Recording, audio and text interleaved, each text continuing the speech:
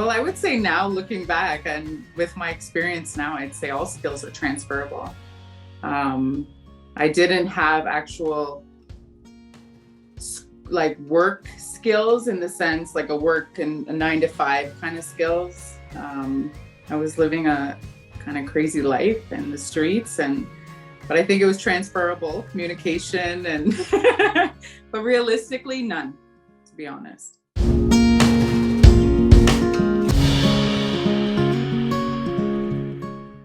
Probably my first barrier was the fact that I couldn't read and write. Those are like two barriers for sure. So I had to learn to read and write in prison. Another barrier was, how am I coming out of prison, a convicted felon, and being able to find a job? Who's going to hire someone with a resume that says no high school diploma? That was another thing. I didn't have my high school diploma. Who's going to hire someone like that, right? So there was like the barriers for me were endless, but I looked at them more as opportunities to grow versus like a total downfall for me. So I have two jobs now.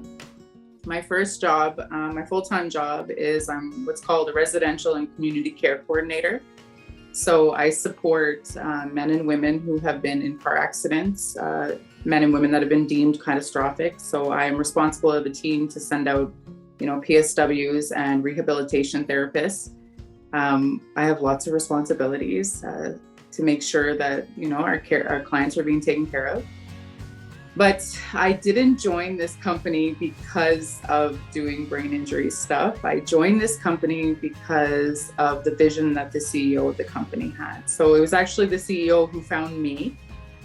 She heard about my lived experience. She heard about the social justice work that I was doing in the community.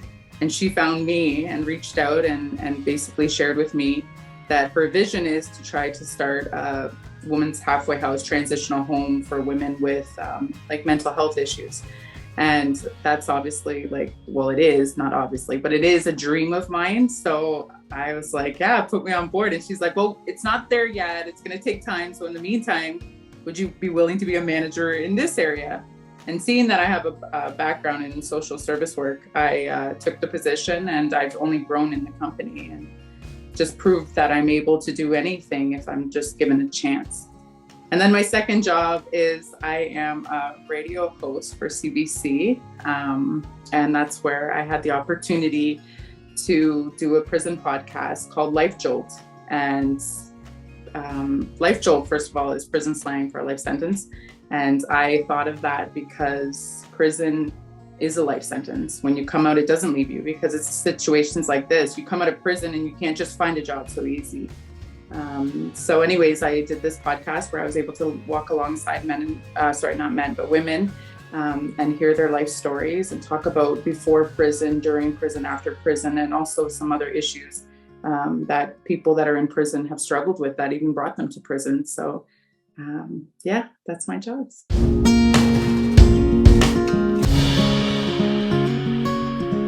Oh my goodness. I would say both of the roles. I am beating the odds. I am not a statistic. Statistically, they say you come out of prison and recidivism rate is so high and the chances of you reoffending are up there. And I'm not another statistic. I am a woman who came out of prison. I fought, and it wasn't only because of my education. Yes, my schooling got me through the doors, but it was my heart, my drive, and my willingness to be vulnerable and share my past and say that I'm so much more than the crime that I had committed. And through that, I was able to do such amazing work, and I'm still doing great things. So in itself, I'm living a dream that I thought was lost when I caught my case. So it's the best.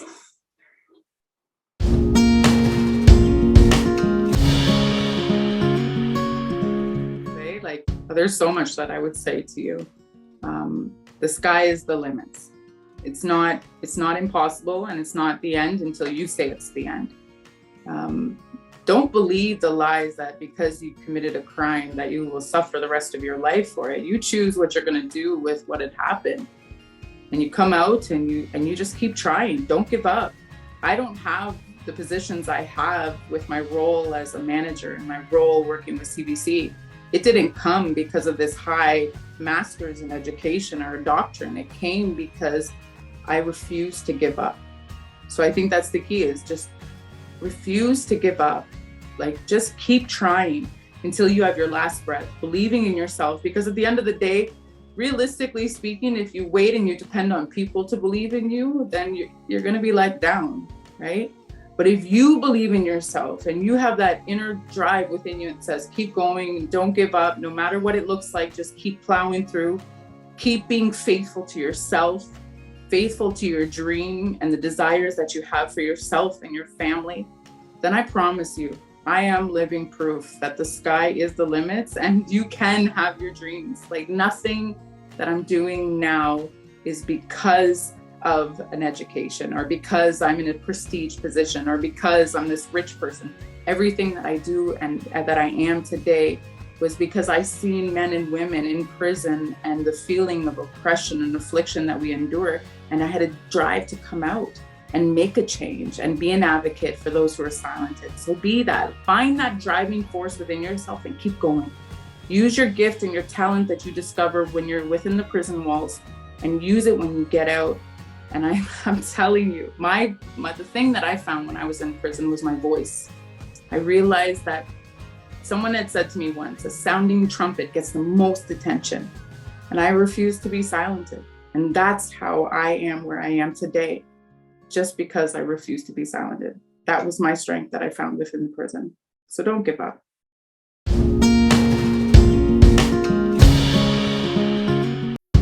I think the thing that is important to share with everybody is to really understand what matters to you. And that in itself is what helped unfold so many other things in your life. Like how much, first and foremost, you have to matter. You have to want more for yourself. You have to want a better life for yourself. And when you find that, when you learn to love yourself and forgive yourself, because you have to forgive yourself. We can't live in our past and dwell on the mistakes that we made, because that will be our downfall, right? If we're always accusing ourselves as I was nothing more than just a drug dealer. I failed my children. I wasn't there when my children needed me. Where would that get me? But if I found a way to forgive myself that empowered me to move forward. And then I said to myself, despite all the downfalls, despite all my shortcomings, what are the things that I have? What are the gifts that I can bring to the world and to make a difference, right? We're our own worst enemy.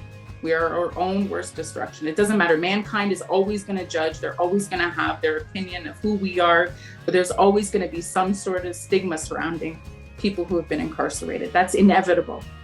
But at the end of the day, if you know who you are and if you have forgiven yourself, you're able to walk out with your head held high saying, you know what, I've done the best that I can with what I was given. And I may have had a crappy start, but that's just, my start is not going to be the same as my finish.